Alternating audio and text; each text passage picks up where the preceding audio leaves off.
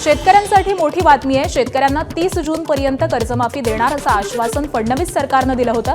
मात्र आता कर्जमाफीची डेडलाईन 5 दिवस लांबणीवर पडली आहे। कृषी मंत्री दत्तात्रय भरणेंनी या संदर्भामध्ये माहिती दिली आहे। शेतकऱ्यांना कर्जमाफी 5 जुलैनंतर मिळणार असल्याचं भरणेंनी सांगितलंय।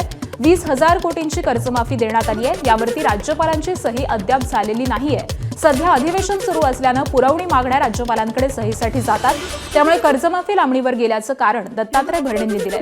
5 जुलैनंतर राज्यपालांची सही झाल्यानंतर तात्काळ शेतकऱ्यांच्या खात्यात पैसे जातील असं भरणे म्हणाले। उद्या 30 जून आहे, परंतु आपल्या सगळ्यांना माहिती आहे की आज आपलं हे अधिवेशन चालू आहे।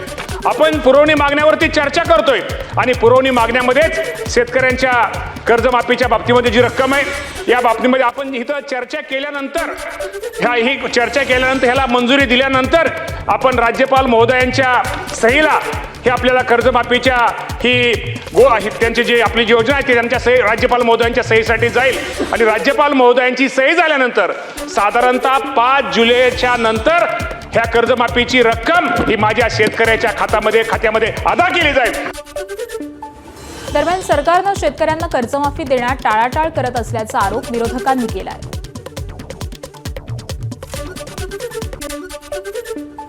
एकंदरीत काही दुरुस्त्या सरकारला सुचवायच्या असेल आणि त्या दुरुस्त्या झाल्या, जसं मी म्हटलं होतं का 22-23, 23-24 आणि 24-25 नंतर 25-26 आणि 26-27ला सुद्धा कर्ज भरणाऱ्यालाच प्रोत्साहन निधी आपण देऊ। त्याचे 2 वर्ष कर्ज त्यानं भरलं पाहिजे। हे चुकीच्या काही त्रुटी आहे त्या सुद्धा कमी करणं गरजेचे आहे।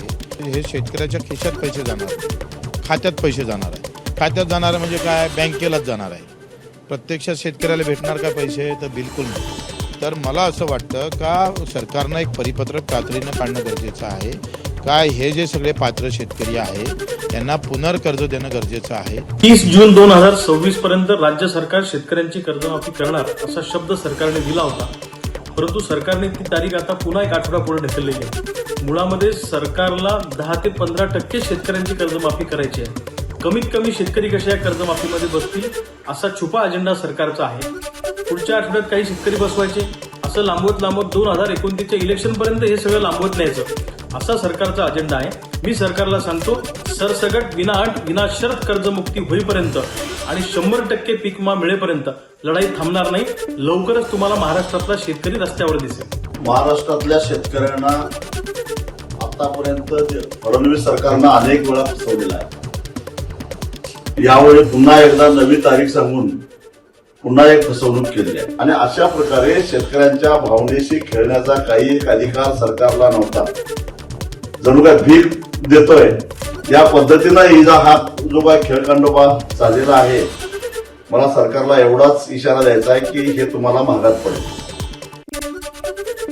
केंद्रीय मंत्रिमंडळात संधीवरून राज्यात आरोप प्रत्यारोपांच्या फैरी झडत असताना केंद्रीय मंत्रिमंडळात मोठे फेरबदल होणार असल्याची माहिती आहे। मात्र आज केंद्रीय मंत्रिमंडळ फेरबदल होण्याची शक्यता मावळली आहे। राष्ट्रपती द्रौपदी मुर्मू काल आणि आज 2 दिवसीय आंध्र प्रदेश दौऱ्यावरती असल्यामुळे फेरबदल येत्या काही दिवसांमध्ये होणार आहे। या फेरबदलामध्ये अनेक दिग्गज मंत्र्यांना डच्चू दिला जाऊ शकतो, तर काही अत्यंत धक्कादायक आणि नवीन चेहऱ्यांची एंट्री होऊ शकते।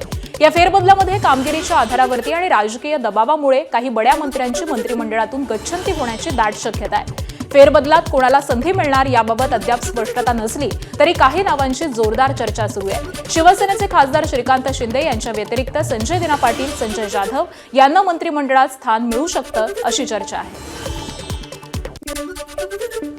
दिल्लीतून मोठी बातमी। पंतप्रधान नरेंद्र मोदी आज संध्याकाळी 4:30 वाजता सर्व मंत्रालयाच्या सचिवांसोबत मॅरेथॉन बैठक घेणार आहेत। मंत्रिमंडळ फेरबदलांच्या चर्चेच्या पार्श्वभूमीवरती या बैठकीला विशेष महत्त्व प्राप्त झालंय।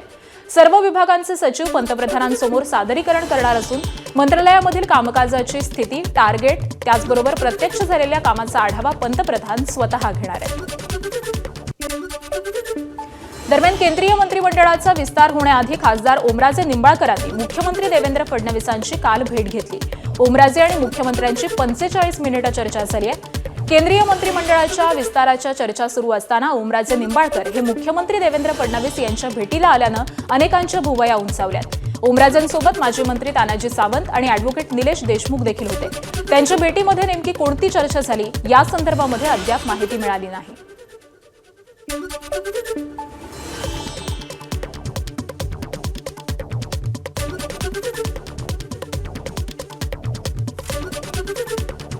काल रात्रीच्या सुमारास ओमराजे निंबाळकर यांनी वर्षा निवासस्थानी येत मुख्यमंत्री देवेंद्र फडणवीस यांची भेट घेतलेली आहे.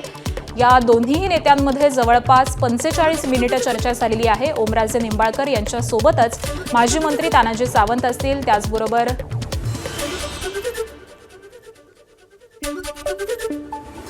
ॲडव्होकेट निलेश देशमुख असतील, हे देखील उपस्थित होते. मात्र त्यांच्या भेटीमध्ये नेमकी काय चर्चा झालेली आहे याची माहिती अद्यापही कळू शकलेली नाहीये. मंत्रिमंडळ विस्ताराच्या एकीकडे चर्चा सुरू आहे, तर दुसरीकडे ओमराजे निंबाळकर यांची मंत्रिमंडळामध्ये वर्णी लागू शकते अशी चर्चा देखील सुरू आहे. आणि त्यामुळे या पार्श्वभूमीवरती मुख्यमंत्र्यांसोबत झालेली ओमराजे निंबाळकर यांची ही भेट अत्यंत महत्त्वाची मानली जाते. या भेटीमध्ये मंत्रिमंडळाच्या विस्ताराबाबत काही चर्चा झालेली आहे का, या संदर्भामध्ये देखील नेमकी माहिती कळू शकलेली नाहीये. मात्र अशी शक्यता सध्या वर्तवण्यात येते आणि ही दृश्य देखील आपण पाहतोय. मुख्यमंत्री देवेंद्र फडणवीस, निलेश देशमुख, त्याचबरोबर तानाजी सावंत आणि ओमराजे निंबाळकर.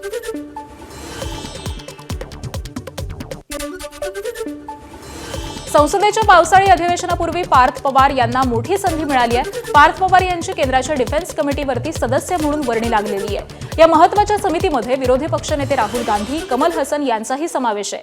महाराष्ट्रामधून उज्ज्वल निकम आणि धैर्यशील माने यांची सदस्य म्हणून निवड झाली आहे. त्याबरोबरच पक्षांतर्गत झालेल्या संघटनात्मक बदलांमध्ये पार्थ पवारांवरती राष्ट्रवादी काँग्रेसचे राष्ट्रीय महासचिव आणि पक्ष समन्वयाची महत्त्वाची जबाबदारी देखील सोपवण्यात आली आहे.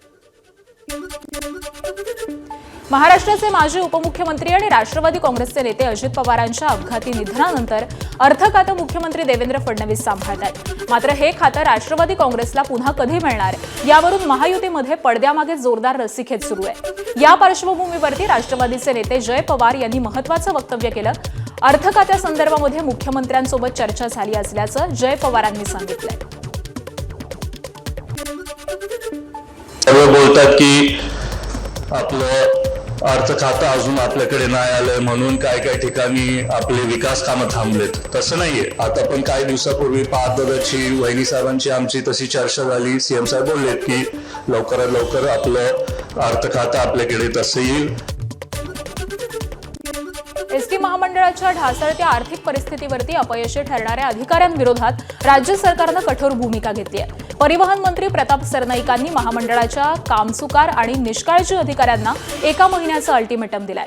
येत्या महिनाभरामध्ये एसटीचं उत्पन्न वाढवण्यासाठी ठोस परिणाम न दिसल्यास संबंधित अधिकाऱ्यांची थेट बदली, त्याचबरोबर थेट निलंबनाची कारवाई करण्यात येईल असा कडक इशारा मंत्र्यांनी दिलाय.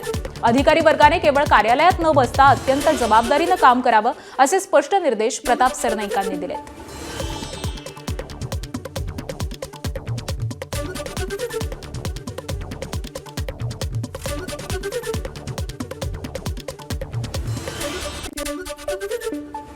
ज्येष्ठ समाजसेवक अण्णा हजारे यांनी मुख्यमंत्री फडणवीसांना पुन्हा स्मरणपत्र पाठवलंय. माहिती अधिकार कायद्यामधील 2026च्या बेकायदेशीर तरतुदी तात्काळ रद्द करा, अन्यथा 5 जुलैपासून उपोषण करणार असल्याचा इशारा अण्णा हजारे यांनी दिलाय. 12 जूनला कायद्यात करण्यात आलेले नवे नियम हे पारदर्शक नसून मनमानी स्वरूपाचे असल्याचं अण्णा हजारे यांनी पत्रात नमूद केलं. त्यामुळे सरकारनं जनतेला अंधारात ठेवून केलेले नियम रद्द करावेत. त्याचबरोबर उच्चस्तरीय समिती स्थापन करून नवीन नियम तयार करण्याची विनंती अण्णा हजारे यांनी पत्रातून केली आहे.